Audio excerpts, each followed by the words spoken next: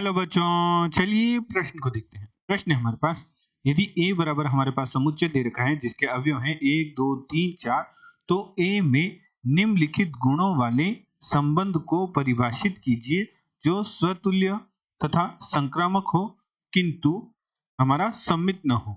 चलिए सर्वप्रथम हम प्रश्न के लिए मुख्य अवधारणा लिखते हैं। मुख्य अवधारणा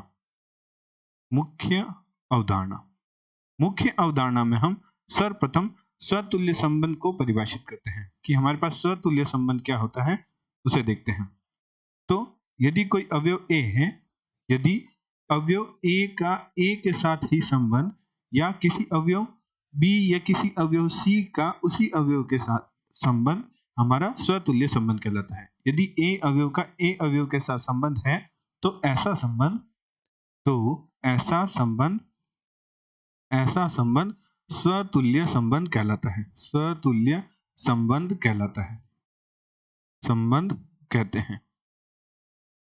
दूसरा हमारे पास होता है सममित संबंध। सममित संबंध।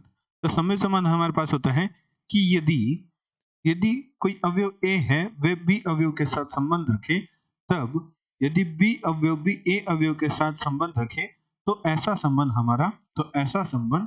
हमारा सममित संबंध कहलाता है। तो ऐसा संबंध हमारा सममित संबंध कहलाता है, संबंध कहते हैं। अंतिम हमारे पास है संक्रामक संबंध। तो संक्रामक संबंध हमारे पास होता है कि यदि कोई अवयव A B अवयव के साथ संबंध रखे तथा B अवयव किसी C अवयव के साथ संबंध रखे, तब यदि A अवयव C अवयव के साथ संबंध रखे तो ऐसा संबंध संक्रामक संबंध कहलाता है। ऐसा संबंध संक्रामक संबंध कहलाता है, संक्रामक संबंध कहते हैं। अतः प्रश्न अनुसार प्रश्न में हमारे पास A बराबर हमारे पास समुच्चय दे रखा है जिसके अवयव हैं 1 2 3 और 4, और हमें A में एक ऐसे गुणों वाला संबंध को परिभाषित करना है जो स्वतुल्य हो तथा संक्रामक हो किंतु सम्मित ना हो।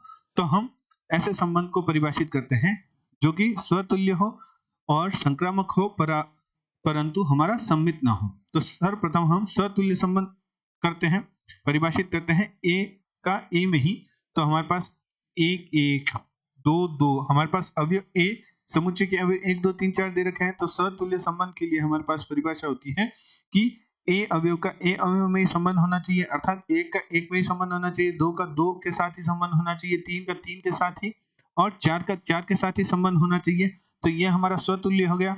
अब हम संक्रामक संबंध के लिए कि मान लीजिए कि यदि 1 का 2 के साथ संबंध है और 2 का 3 के साथ संबंध है, यदि 1 का 2 के साथ संबंध है तथा 2 का 3 के साथ संबंध है, तो हमारे पास 1 का 3 के साथ संबंध प्राप्त होना चाहिए। इसी क्रम में यदि 2 का 3 के साथ संबंध है और 3 का 4 के साथ संबंध है, तो 2 का 4 के साथ संबंध होना चाहिए।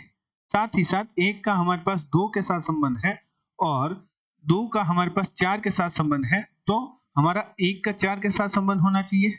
तो इस प्रकार हमारे पास जो संबंध प्राप्त हो रहे हैं, अर्थात जो हमारे पास क्रमित युग्म के अवयव प्राप्त हो रहे हैं, तो वह हमारे स्वतुल्य संबंध को दर्शा रहे हैं और संक्रामक संबंध को दर्शा रहे हैं, सममित संबंध को नहीं दर्शा रहे। तो यदि हम कोई भी क्रमित युग्म ले, अर्थात 1 का 2 के साथ संबंध है तो 2 का 1 के साथ का जो हमारा संबंध का कोई भी क्रमित युग्म हमारे पास इस संबंध में अनुपस्थित है। इसी क्रम में यदि हम और उदाहरण देखें कि 2 का 3 के साथ हमारे पास संबंध उपस्थित है, तो 3 का 2 के साथ हमारे पास कोई भी ऐसा क्रमित युग्म का संबंध अनुपस्थित है इस समुच्चय में।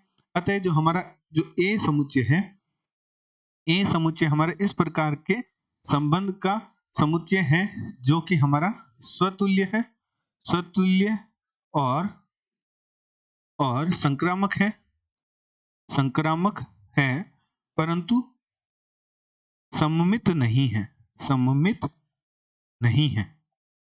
तो हमारे प्रश्न का उत्तर है वह हमारे पास होगा A बराबर समुच्चय जिसके अवयव क्रमित युग्म के अवयव होंगे 1 1 2 2 3 3 4 4 1 2 2 3 1 3 3 4 2 4 1 4।